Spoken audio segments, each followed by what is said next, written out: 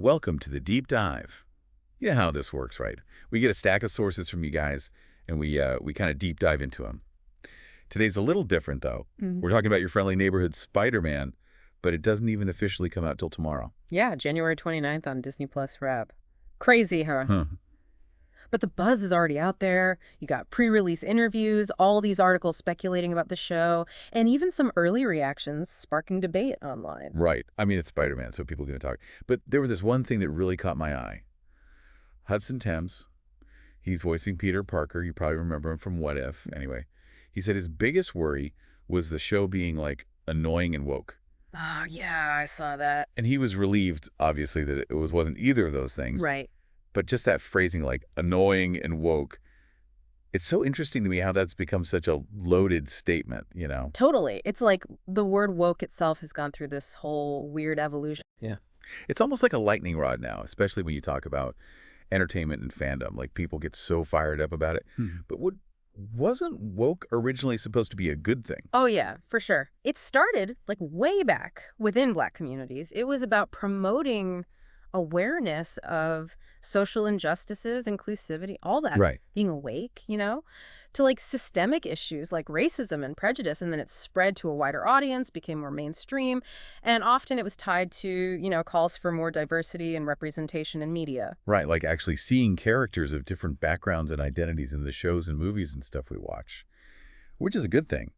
So when did things change? Like, when did woke become, like, this negative thing? It's been gradual, it's not like a light switch, but you can definitely see it accelerating in recent years, especially online. It's become this shorthand for criticizing anything that even hints at a political agenda. Yeah. And sometimes it's even used to just shut down, like, genuine efforts toward equality. It's almost like they flick the script, like completely flip the meaning. Yeah, exactly. And we see this playing out in the real world too, right? I mean, think about the pushback against all the DEI programs in companies these days, or all the criticism leveled at movies just because they have a diverse cast. 100%. It's like any initiative, whether it's about making workplaces more fair or telling more inclusive stories, it immediately gets slapped with that woke label.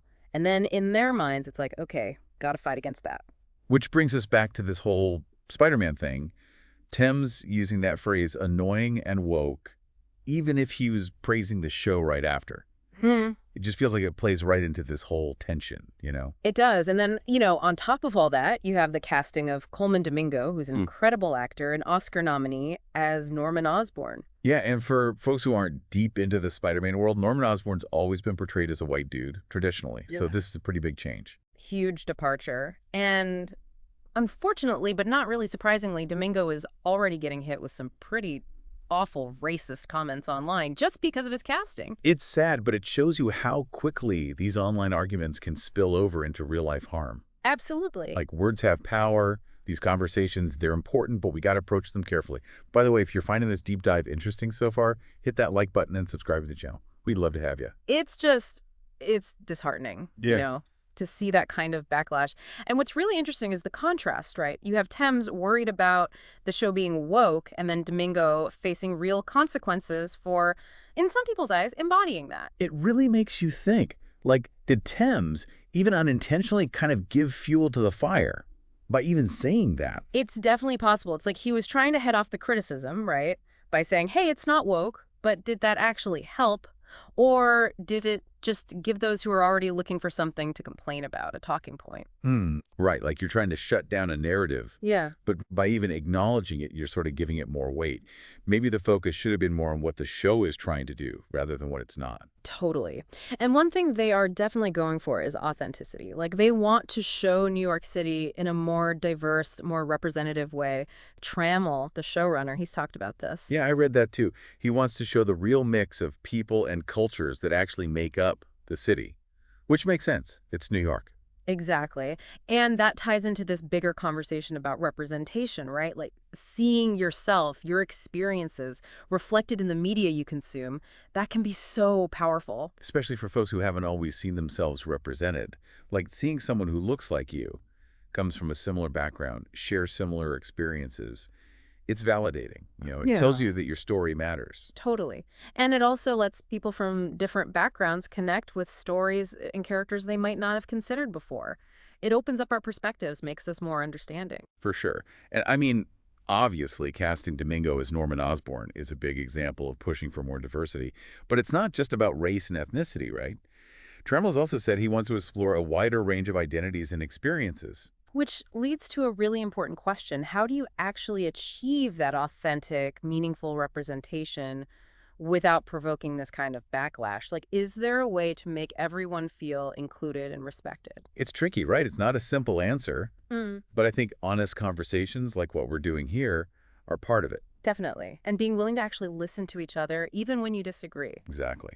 We need to have these discussions without, resorting to insults and attacks, because a more inclusive media world benefits everyone in the end. Absolutely. And speaking of benefits, if you're digging this deep dive into your friendly neighborhood Spider-Man and all the stuff it brings up, hit that like button and subscribe. We'd love to have you join the conversation. So back to Thames and his woke comment.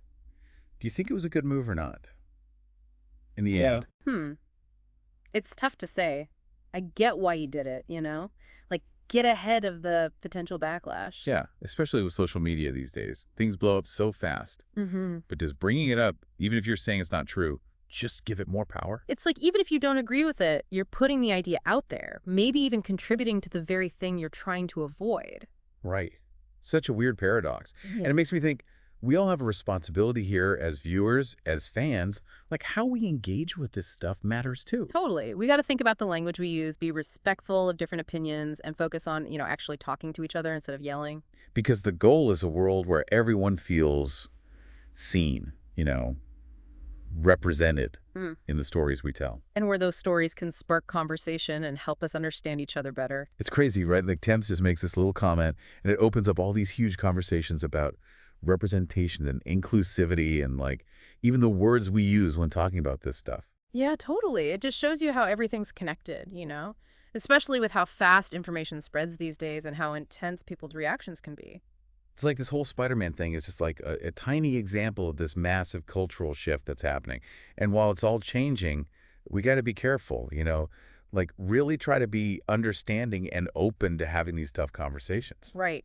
We need to remember that everyone has different opinions and they come from different experiences, and we can't just shut people down or ignore them just because we don't agree. Exactly.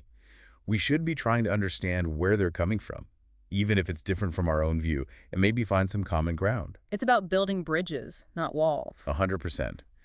And in the end, I think we all want the same thing, a world where everyone feels like they belong, like they matter. And where everyone feels respected and valued and seen. Yeah, and sometimes that means having hard conversations and looking at our own biases and being open to learning new things. And who knows, maybe those tough conversations can actually bring us closer together. That's a great point.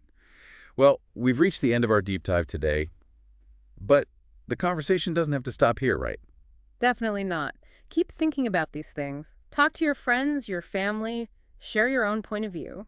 And if you enjoyed this deep dive, don't forget to like and subscribe to our channel. We're always exploring something new, something interesting. Keep those conversations going and stay curious and keep an open mind.